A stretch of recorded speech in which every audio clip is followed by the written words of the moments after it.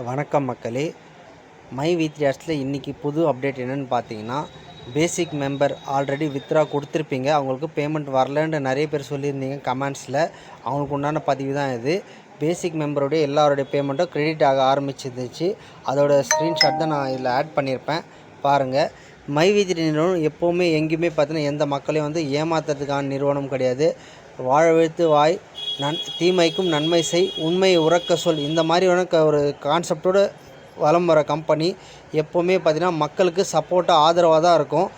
நேற்று ஏன் பேமெண்ட் வரல ரீசன் பார்த்திங்கன்னா, நேற்று பக்ரீத் இருந்தது, அதனால் இப்போ பேங்க் லீவாக இருந்தது.